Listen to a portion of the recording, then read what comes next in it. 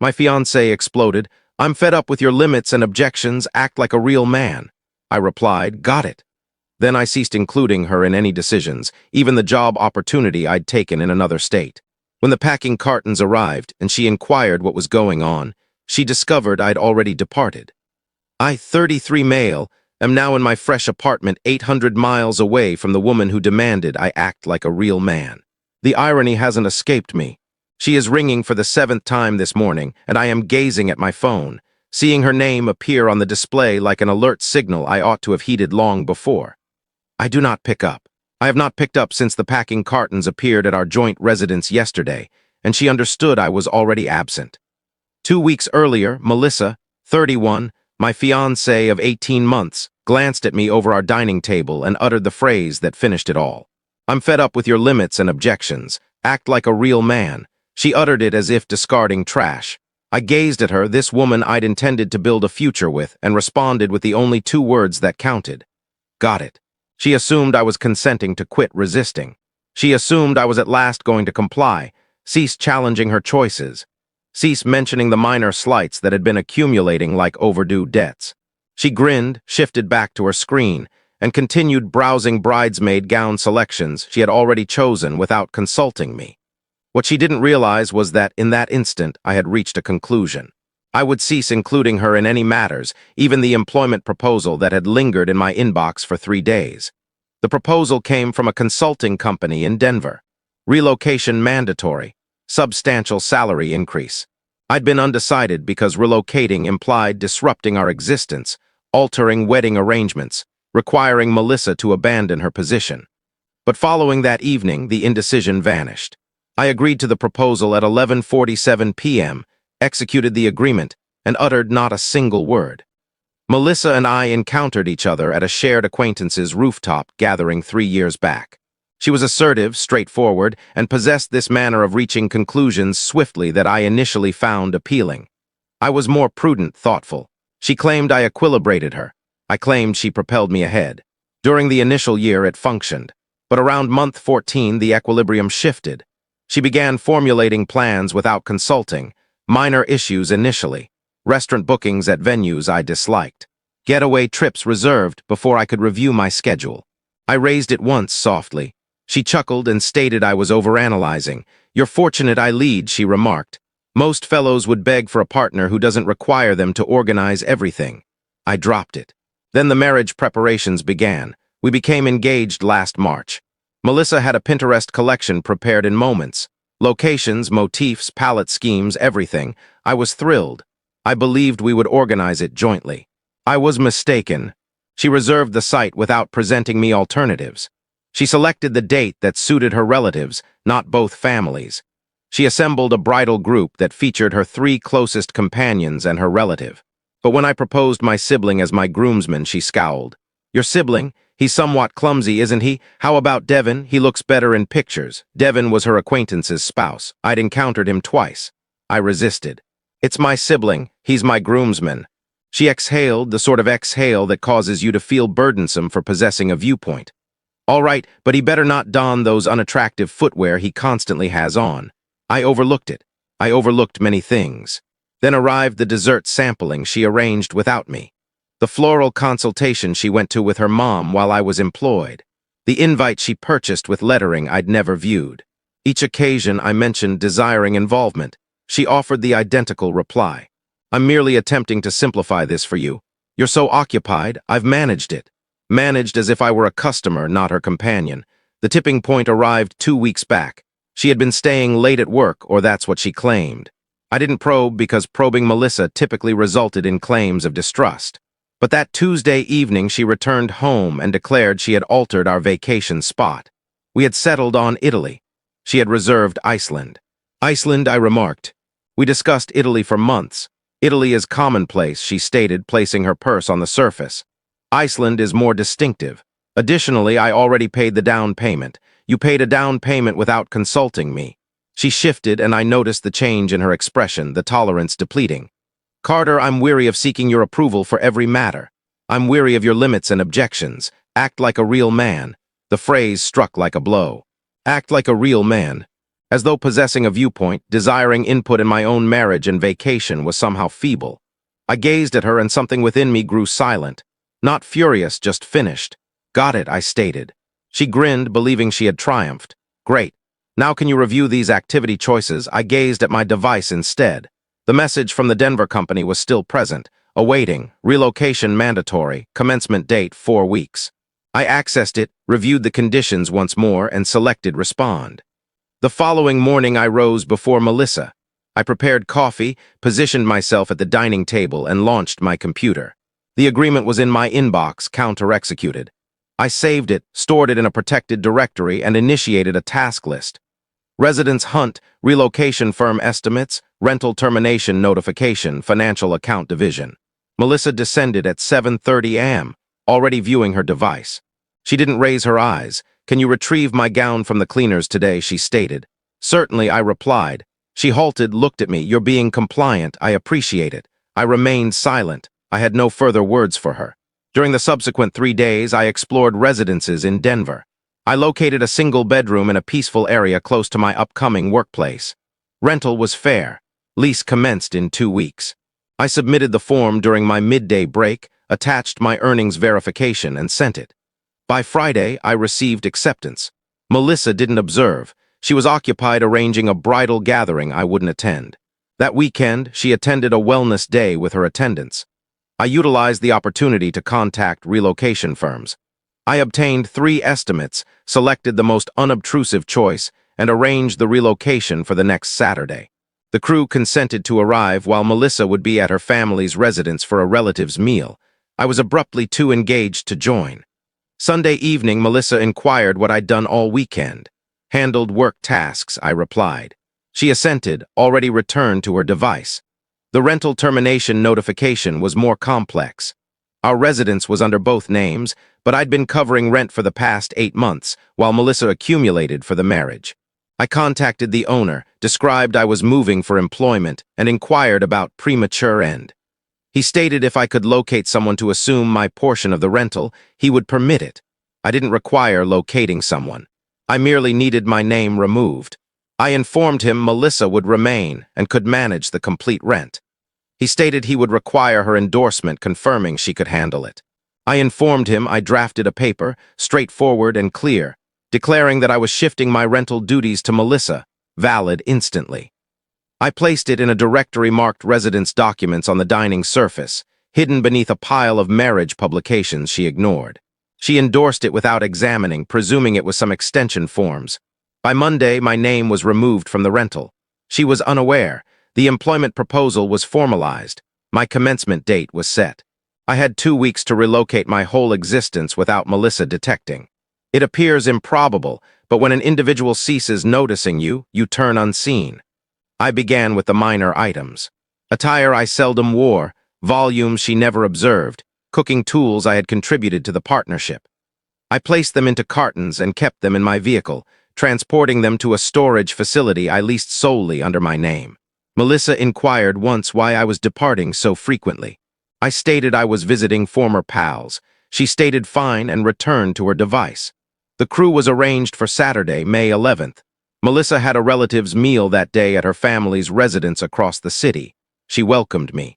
I stated I had an employment cutoff. She didn't insist. On Friday evening, I placed the final of my belongings, my workstation, my entertainment system. The mounted image of my relatives that Melissa had once claimed conflicted with the aesthetics. I encased it cautiously, positioned it in a carton-marked workstation, and closed it with adhesive that seemed like conclusion. Melissa returned home late, carrying scents of alcohol and fragrance.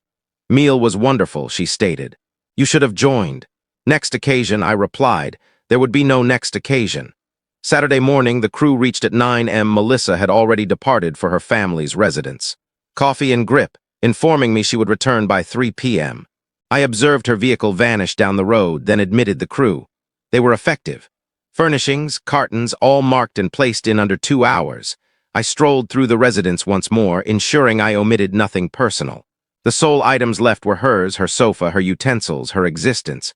I placed an envelope on the dining surface. Within was a note, 1 sheet composed and output. No feelings, merely details. Melissa, I have agreed to a role in Denver. and moved valid today. The rental is under your name as of May 6th per the paper you endorsed. The betrothal is terminated. I will not respond to rings or communications. I desire you success. Carter. I positioned my key beside the envelope, departed, and secured the entrance after me. By midday, I was in my vehicle heading west. By 6 p.m., I was in my fresh residence, 800 miles distant, unpacking the existence I had silently regained. Update 1. Sunday morning, I arose to 17 unanswered rings and 23 messages, all from Melissa. I didn't examine them. I didn't require to. I understood precisely their content. The relocation firm had arranged a last delivery to the previous residence on Sunday. A few belongings that didn't accommodate in the vehicle, primarily cartons of volumes and workstation materials. I had neglected to revoke it, or perhaps I hadn't neglected. Perhaps I desired her to view the cartons to comprehend I was already absent. At 10:32 a.m., my device rang once more. I picked up this occasion, not because I wished to converse, but because I wished her to perceive my tone and recognize I was composed. "Carter, what on earth is occurring?" Her tone was acute, agitated. "There are cartons here, relocation cartons with your label on them." I moved, I stated, for employment. "You what? When? Why didn't you inform me?" "You demanded I act like a real man," I stated. "I reached a conclusion." "Quiet." "Then this is madness. You can't simply depart. We're betrothed. We had a marriage," I stated. "You organized it. I was merely expected to appear." "Carter, please, we can discuss this." "Return. We can resolve this."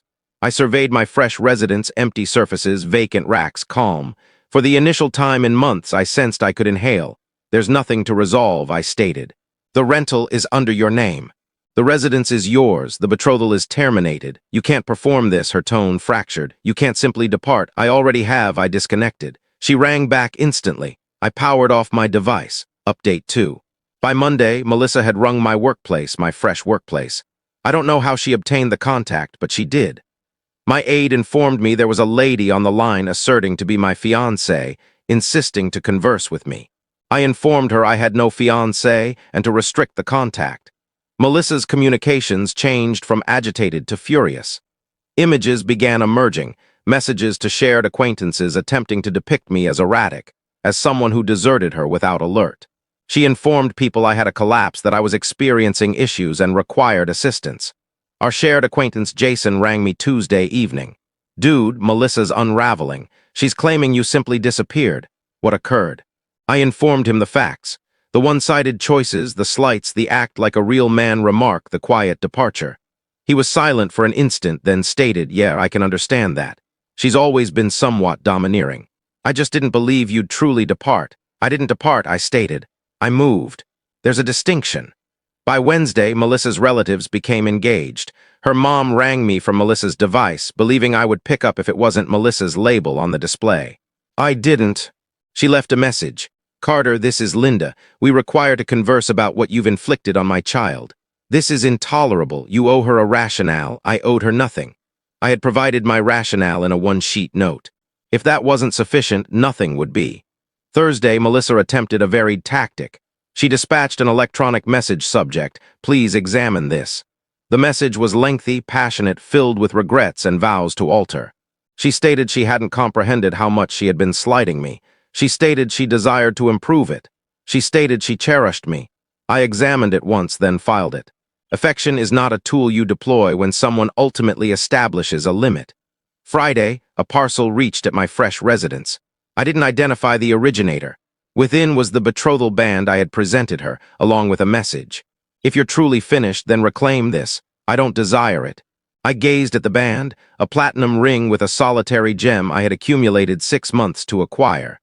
I had proposed on a shore at dusk, the sort of instance she had shared about for weeks. Now it was in a paper container, mailed back like an unwanted buy. I didn't retain it. I brought it to a jeweler in Denver, traded it, and contributed the funds to a male's psychological wellness organization. The document displayed $4,200. I retained a duplicate, not because I required evidence, but because I desired to recall the precise worth of what I had regained. Update 3. 2 weeks into my fresh existence, Melissa's efforts to reach me had diminished. The rings shifted from every day to every several days, the communications from long passages to solitary inquiries. "Are you truly not returning? Is this truly finished? Do you even mind?" I didn't reply. Quiet was my reply.